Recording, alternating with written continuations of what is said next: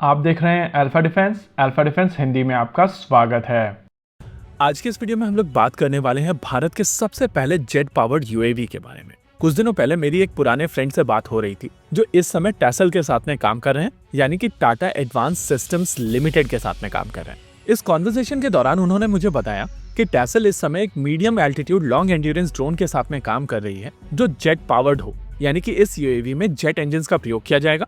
और क्योंकि यूएवीज एक ऐसा सेगमेंट है जहां पर भारतीय सेनाएं स्ट्रगल कर रही हैं और इंडियन इंडस्ट्री उनको ऐसे यूएवीज बनाकर नहीं दे पा रही है जैसी उनकी रिक्वायरमेंट है। कारण कई हैं और ब्लेम भी बहुत सारे लोगों के ऊपर जाता है, लेकिन रियलिटी यह है कि इस समय भारतीय सेनाओं की रिक्वायरमेंट को पूर्ण करने वाले यूएवीज भारतीय इंडस्ट्रीज से निकल कर नहीं आ रहे हैं और इसी वजह से भारत को कुछ इनोवेटिव सॉल्यूशंस ढूंढने पड़ेंगे जो जल्द से जल्द इंडियन आर्म फोर्सेस की रिक्वायरमेंट्स को पूर्ण कर सके। और कुछ ऐसी ही कोशिश टैसल की तरफ से की जा रही है। सबसे पहले समझते हैं कि टैसल की तरफ से किन चीजों के ऊपर काम किया जा रहा है और जिनसे मेरी बात हो रही थी वो एग्जैक्टली किस चीज के ऊपर काम कर रहे हैं। टैसल इस समय एक ऑलरेडी मैन्ड प्लेटफॉर्म को अनमैन्ड बना रहा है और इस अनमैन्ड प्लेटफॉर्म के ऊपर synthetic aperture radar, electro optical sensors, maritime petrol radar, electronic signal intelligence gears, satcom और लाइन ऑफ साइट लिंक्स डाले जा रहे हैं। जब इनकी तरफ से कहा गया कि बेसिकली एक मैन्ड प्लेटफॉर्म को अनमैन्ड बना रहे हैं तो मेरे दिमाग में सबसे पहली चीज आई ग्रॉब।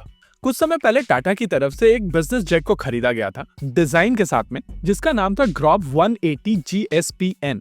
ये एक जर्मन बिजनेस जेट था, प्रैक्टिकली लाइट बिजनेस जेट था जो फास्ट एग्जीक्यूटिव ट्रांसपोर्ट के तौर पर यूज किया जा सकता था। और टाटा की तरफ से इस एयरफ्रेम को मॉडिफाई करके एक मेल यूएवी बनाने की कोशिश की जा रही है। अगर स्पेसिफिकेशंस की बात की जाए तो ग्रॉब 41,000 फीट तक की एल्टीट्यूड अचीव कर सकता था। इसकी maximum speed 750 kilometre per hour की होगी। ये लगभग 3,400 किलोमीटर तक की रेंज दे सकेगा और मैन्ड कॉन्फ़िगरेशन में इसका पेलोड 1,500 किलोग्राम तक जा सकता है। इसको पार करने के लिए दो FJ44 टर्बो फैन इंजन का प्रयोग किया जाता है जो विलियम द्वारा बनाए जाते हैं और टर्बो फैन के प्रयोग के चलते ये काफी एफिशिएंट प्लेटफॉर्म होने वाला है। सबसे इंटरेस्टिंग चीज ये है कि इन्हीं इंजन के चलते ये काफी इंटरेस्टिंग एल्टीट्यूड और काफी इंटरेस्टिंग स्पीड अचीव कर सकते हैं। ज्यादा हाइट और स्पीड के चलते ये बेहतर मिशंस कर सकेगा, लेकिन इस एडिशनल कैपेबिलिटी के साथ में एडिशनल कॉस्ट भी ऐड होगी क्योंकि विलियम के turbo fan engines piston powered engines की तुलना में बहुत ज्यादा कॉस्टली होंगे। वैसे ये बिजनेस जेट इस पॉइंट ऑफ टाइम पर आपको लगभग 6 घंटे तक की एंड्योरेंस दे सकता है और जैसे ही इसके आउटर सरफेस के ऊपर इलेक्ट्रो ऑप्टिकल सिस्टम्स या मैरीटाइम पेट्रोल रेडार्स जैसे सिस्टम्स लगाए जाएंगे तो सिस्टम का पैरासाइटिक ड्रैग बढ़ेगा और इस बढ़े हुए ड्रैग के चलते आपके इंजन्स को और ज्यादा मेहनत करनी पड़ेगी।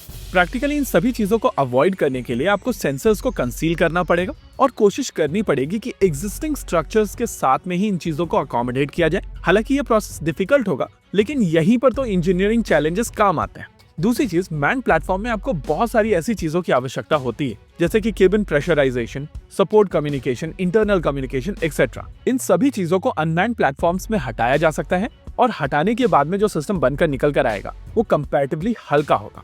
हल्के प्लेटफॉर्म का मतलब है कि आप ज्यादा फ्यूल कैरी कर सकते हैं या फिर फ्लाइट के दौरान आपके इंजन्स के ऊपर कम एफर्ट जाएगा जिससे आपकी एंड्योरेंस बढ़ेगी। अभी की कॉन्फ़िगरेशन में ये सिस्टम 41,000 फीट की ऊंचाई पर जा सकता है और ये एल्टीट्यूड बेसिकली हेल यूएवीज की एल्टीट्यूड है जिसकी आपको शायद जरूरत ना पड़े।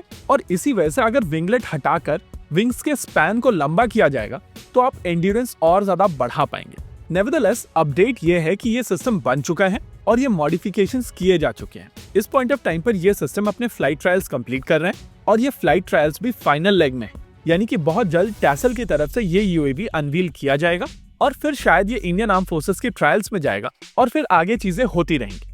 ओवरऑल मेरे लिए एक पॉजिटिव डेवलपमेंट है, लेकिन इसको लेकर और ज्यादा डिटेल के लिए हम लोग वेट करते रहेंगे। इसी के साथ आज के इस वीडियो में रखते हैं केवल इतना ही। वीडियो को अंत तक देखने के लिए धन्यवाद। देखते रहिए अल्फा डिफेंस। जय हिंद।